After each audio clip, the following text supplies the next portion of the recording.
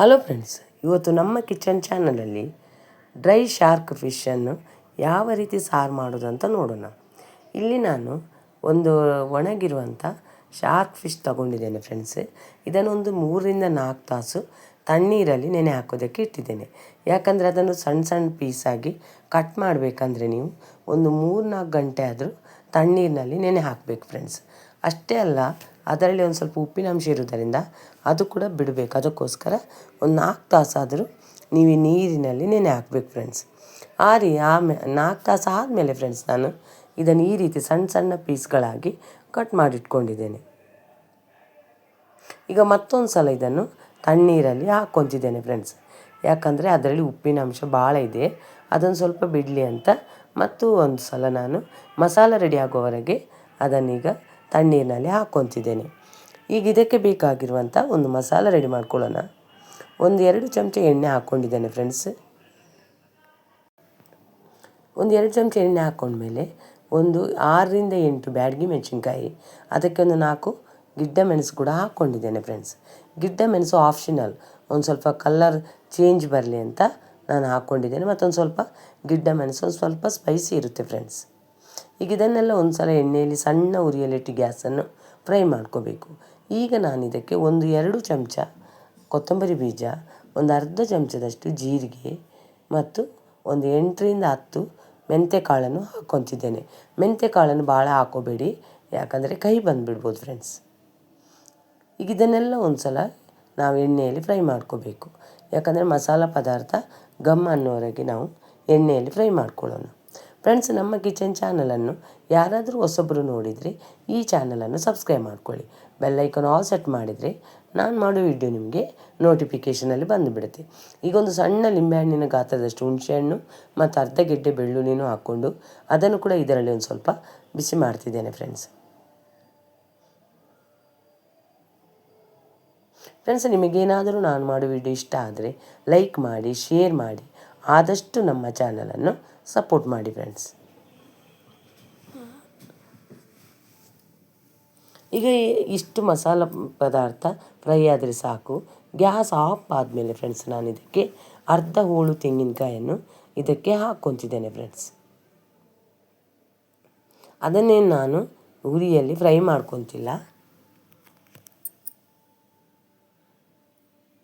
ಗ್ಯಾಸನ್ನು ಆಫ್ ಮಾಡ್ಕೊಂಡ್ಮೇಲೇ ಇಲ್ಲಿ ತೆಂಗಿನಕಾಯನ್ನು ಹಾಕ್ಕೊತಿದ್ದೇನೆ. ಒಂದು 1/4 ಟೇಬಲ್ ಸ್ಪೂನ್ ಅರಿಶಿಣನು ಹಾಕ್ಕೊಂಡು ಒಂದು ಸಲ ಮಿಕ್ಸ್ ಮಾಡ್ಕೊತಿದ್ದೇನೆ ಫ್ರೆಂಡ್ಸ್. ಅಷ್ಟೇ.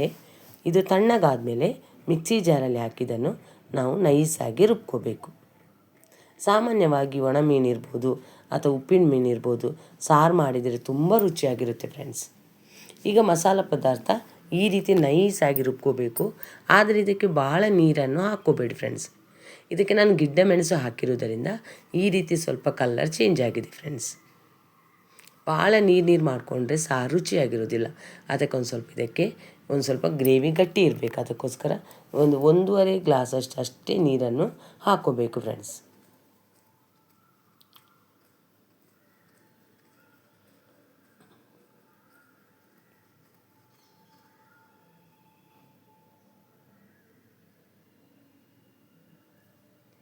ಈಗ ಇದಕ್ಕೆ ಉಪ್ಪನ್ನು ಭಾಳ ಹಾಕ್ಕೋಬೇಡಿ. ನಾವೊಂದು ಸ್ವಲ್ಪ ಉಪ್ಪನ್ನು ಹಾಕ್ಕೊತೇನೆ ಮತ್ತು ಫಿಶ್ ಹಾಕಿದ ಮೇಲೆ ಕೊನೆಯಲ್ಲಿ ಬೇಕಂದರೆ ಉಪ್ಪು ಹಾಕ್ಕೋಬೋದು.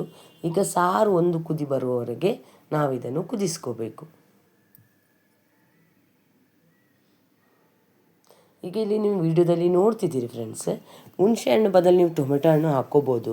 ನಾನು ಮಾತ್ರ ಹುಣಸೆ ಹಣ್ಣನ್ನೇ ಹಾಕ್ಕೊಂಡಿದ್ದೇನೆ.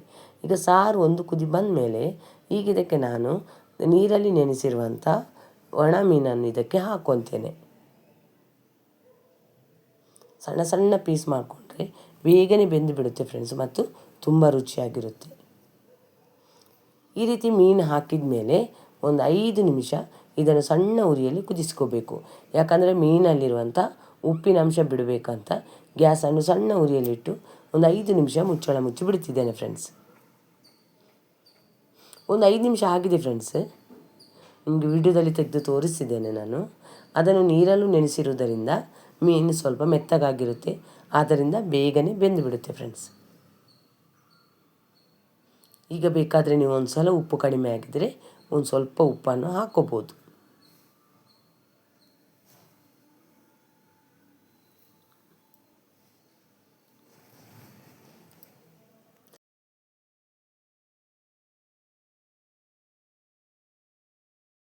ಈಗ ಒಂದು ಸ್ವಲ್ಪ ಉಪ್ಪು ಕಡಿಮೆ ಆಗಿದೆ, ಅದಕ್ಕೆ ಉಪ್ಪನ್ನು ಹಾಕ್ಕೊತೇನೆ ಫ್ರೆಂಡ್ಸ್. ನಾನು ಯಾವತ್ತೂ ಒಣಮೀನು ಸಾರು ಮಾಡಬೇಕಂದ್ರೆ ಕೊನೆಯಲ್ಲಿ ಒಂದು ತತ್ತಿಯನ್ನು ಹೊಡೆದು ಹಾಕ್ತೇನೆ ಫ್ರೆಂಡ್ಸ್, ತುಂಬ ರುಚಿಯಾಗಿರುತ್ತೆ.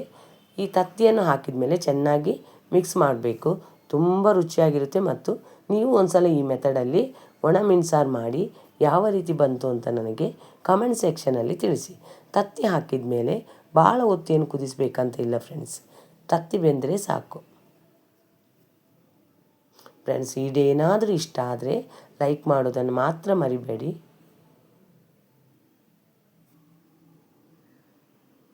ನೋಡಿದಿರಲ್ಲ ಫ್ರೆಂಡ್ಸ್, ಯಾವ ರೀತಿ ನಾನು ಒಣ ಮೀನು ಸಾರು ಮಾಡಿದೆ ಅಂತ.